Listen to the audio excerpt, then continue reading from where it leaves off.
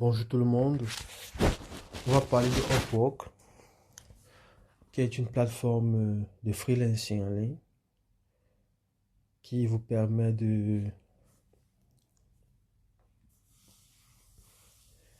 créer des sources de revenus, primaires ou secondaires.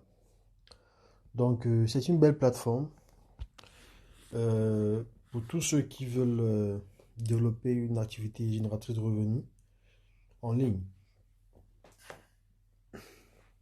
Déjà que la plateforme est ouverte à plusieurs sortes de professions, que ce soit des ingénieurs, des programmeurs, des artistes, des graphic designers, des politiciens, des économistes, des personnes en charge des ressources humaines.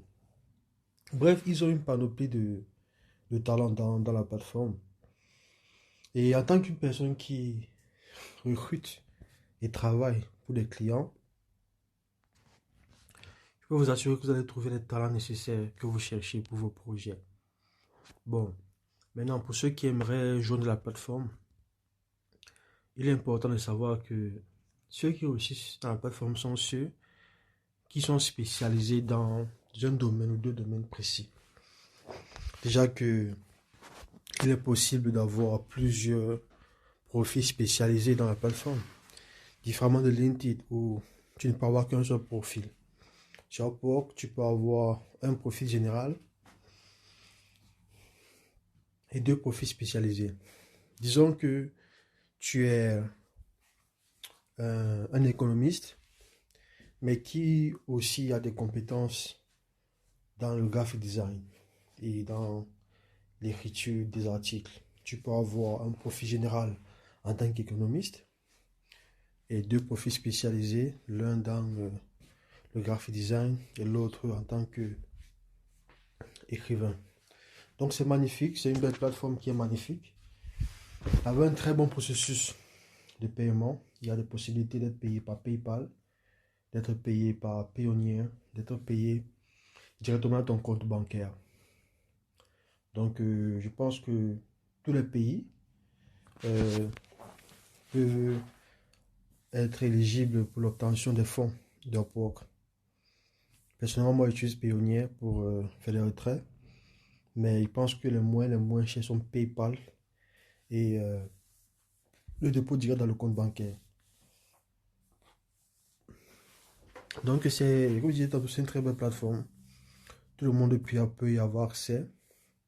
Il suffit de s'inscrire, de créer son profil et de postuler pour les jobs. Bon, il faut donc, quand vous créez vos comptes, être sûr de vous focaliser sur les jobs de vos professions ou de vos talents. Parce que je vois beaucoup de personnes qui jouent la plateforme, qui font des jobs d'ingénieur. Et puis après, tu le vois dans un job de banquier. Et puis tu le vois dans un job de comptable. Après, surtout dans un job de social media manager. Ça n'a aucun sens en fait. Ça n'a aucun sens parce que ça va dans tous les sens. Et il faut donc bien choisir. Il faut donc bien choisir les profils que vous voulez suivre. Il faut bien les choisir afin de ne pas aller dans tous les sens. Vous voyez.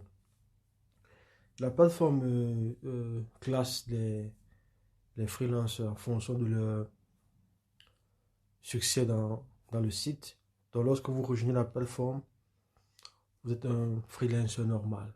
Genre, vous avez sur la plateforme, vous êtes juste un freelancer. Maintenant, quand on se rend compte que vous commencez à avoir des contrats, vous obtenez le titre de Rising Talent, qui veut dire un talent montant. Tu vois, un nouveau talent.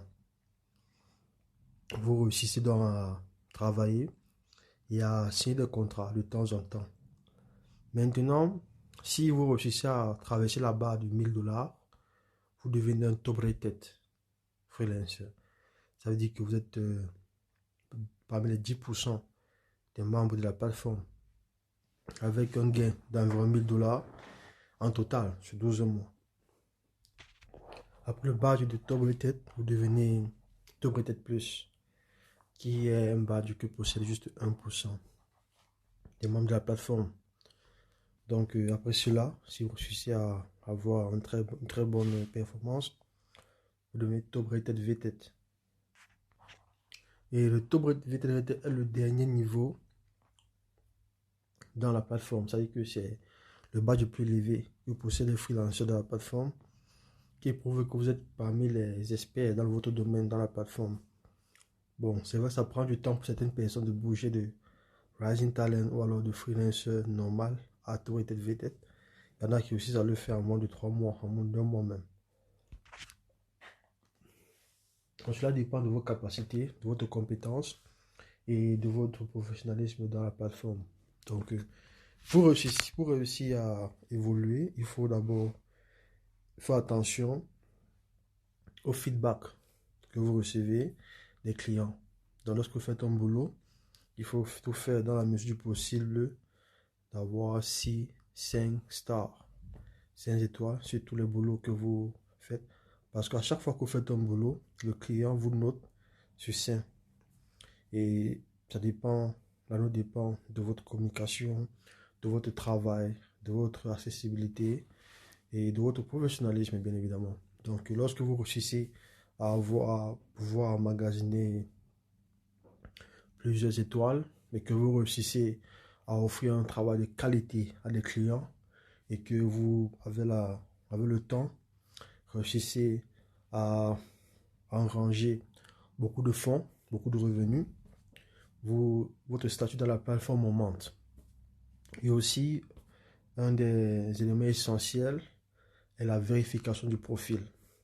Puisque c'est un travail en ligne, il y a un problème de confiance, puisque le client ne sait pas qui est la personne qui bosse sur son boulot, et souvent même le freelancer n'est pas sûr que le client qui donne le travail est une personne de confiance. C'est pour ça donc que sur la plateforme, il y a la possibilité d'être vérifié pour que Upwork vérifie si exactement vous êtes une personne vraie. Cela se fait par un appel vidéo que vous allez recevoir de la part de Upwork pour qu'ils puissent voir tout votre visage. Et en plus, ils vont demander une photo de votre identité, votre passeport, votre carte nationale d'identité. Et en même temps, ils vont aussi poser des questions sur vos aptitudes pour voir si exactement vous maîtrisez ce que vous avez mis sur votre profil. Mais la phase de vérification est une phase qui est très facile. Normalement, on le reçoit lorsqu'on signe son premier contrat. Il ne vous pose pas une question très difficile, c'est une question facile, c'est une question basique. On peut juste savoir qui êtes-vous, comment tu t'appelles, une question très facile que vous pouvez répondre de façon évidente. Voilà. Donc c'est ça le truc. Je conseille à tout le monde d'y aller créer un compte, ça ne coûte rien. Vous pouvez y aller, vous créez votre compte, vous remplissez vos compétences académiques, professionnelles, vous remplissez vos skills, vos compétences de travail, vous mettez votre photo de profil, vous mettrez une biographie, vous pouvez aussi ajouter des documents ou des photos des anciens projets sur lesquels vous avez bossé.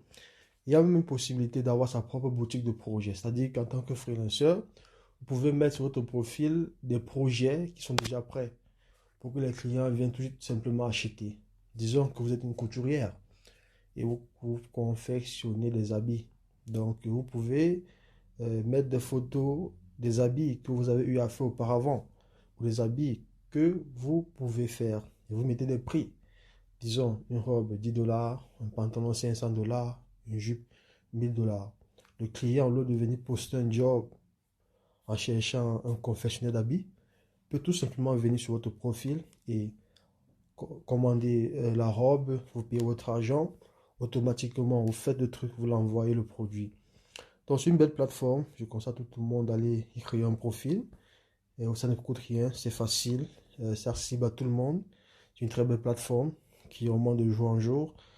C'est vrai qu'il y a des problèmes de confiance, des problèmes avec les freelancers qui n'ont pas été payés à temps, il y a des scammers, mais je pense qu'il y a plus de bien que de mal, et ça ne coûte rien d'y aller faire un tour et d'essayer. Après tout, bon, c'est une source de revenus qui est complémentaire, ça ne coûte pas beaucoup de temps et les revenus peuvent être énormes et pourrait même être possible que cela devienne votre activité financière principale.